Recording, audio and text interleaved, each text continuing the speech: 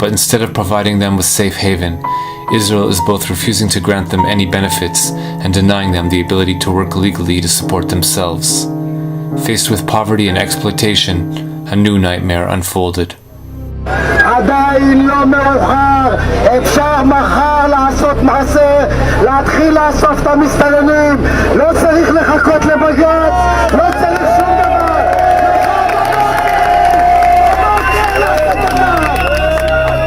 אני רואה חרא מחוץ לבית שלי, יריקות, פסיכופטים, אנשים שרק מחפשים איך לרצוח אותי בעיניים שלהם, אבל אף אחד לא מאמין לנו. אנחנו גזענים כדי לרצות לשמור על החיים שלנו ועל השפיות שלנו. אז אני גאה בלהיות גזענית, אני גאה בלהיות גזענית.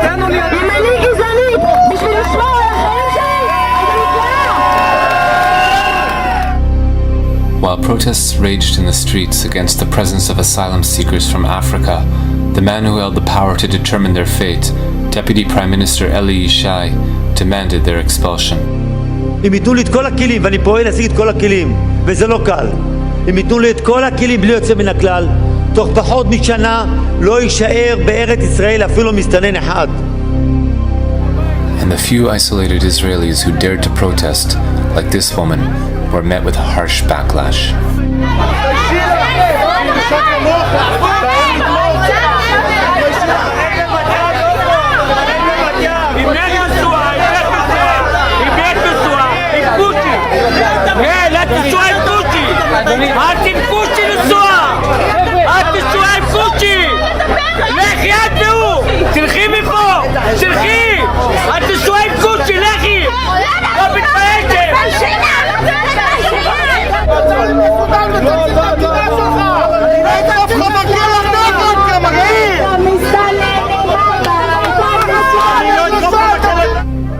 At the anti-African rallies we documented, one figure was ubiquitous, a member of Knesset named Michael Ben-Ari.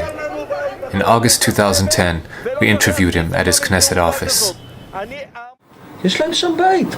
מה זה גירוש? איזה גירוש? הם שווים הביתה. כל מדינה בעולם מתוקנת הייתה עושה את זה. נהפוך להיות מדינת הגירה, אבל יש כאלה שעוינים את המדינה. ולכן הם רוצים להפוך אותה למדינת אזרחי כל העולם. נביא לפה 1,000,000 אפריקאים, 500,000 פיליפינים, 2-3 מיליון סינים, ושלום על ישראל. למה זה מאיים שיהיו פה 1,000,000 אפריקאים? זה מאיים כי לא תהיה פה מדינה יהודית. המדינה שלנו, תקשיב, המדינה שלנו שונה ממדינות אחרות.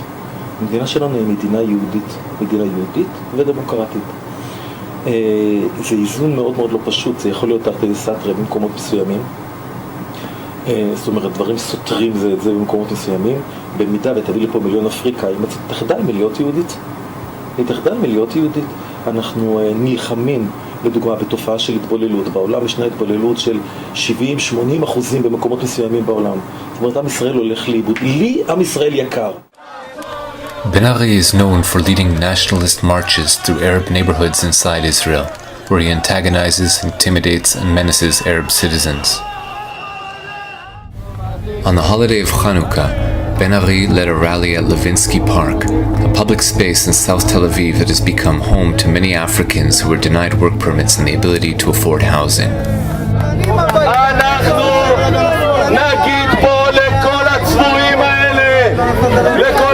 אתם רוצים לעזור לאפריקאים, תיסעו לאפריקה. אתם רוצים לתת להם אוכל, לכו תיתנו להם שם. זאת המדינה היהודית היחידה שיש לנו. Earlier in the year, at an anti-African rally in Tel Aviv that was attended by thousands, Ben-Ari was joined by lawmakers from the governing Likud party and other mainstream politicians.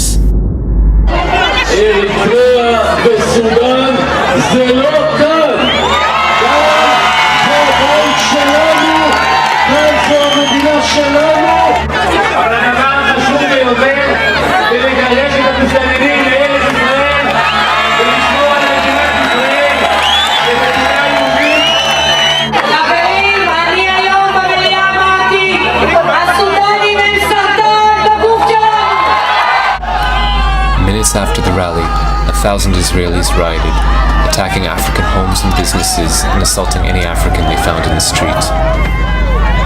Here is footage shot by one of the participants in the riot, a supporter of Mikhail Ben-Ari.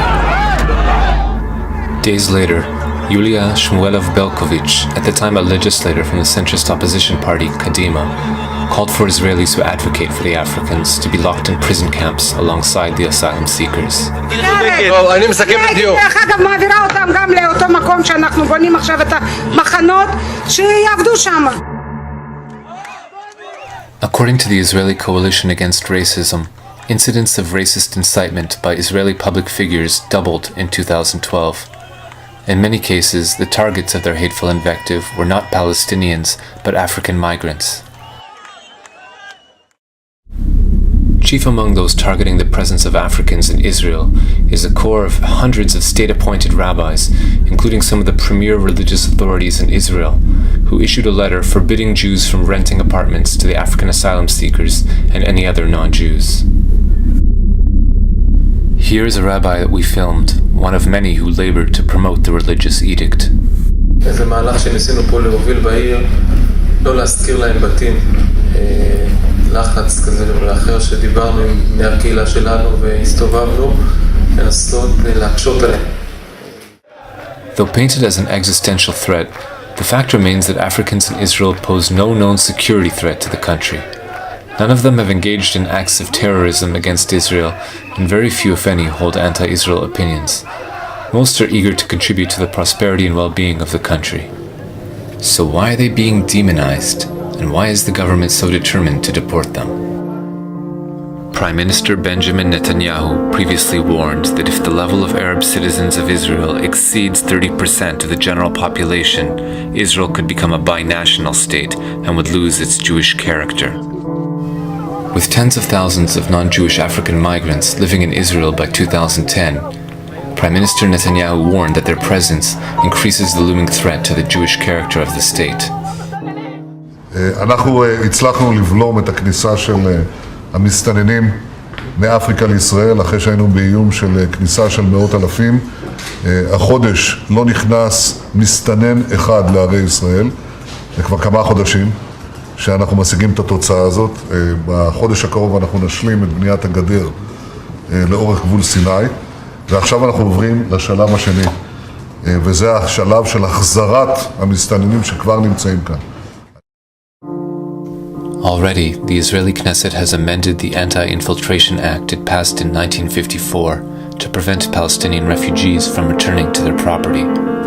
Under the new version of the law, non-Jewish migrants can be arrested on site and held in prison without trial for 3 years or more before being deported. To hold the migrants and asylum seekers before deporting them, Israel's government has built what it calls an accommodation center in the Negev desert. Blueprints of the center reveal that it will be in fact the largest prison of its kind in any industrialized nation. Currently, about 2,000 Africans languish in the detention center in what human rights groups describe as substandard conditions. This footage we shot outside the prison shows how vast it is. A comprehensive look at the interior of the prison camp has never been presented to the general public. Until the Israeli government is able to resolve the crisis, the chaos in the streets continues.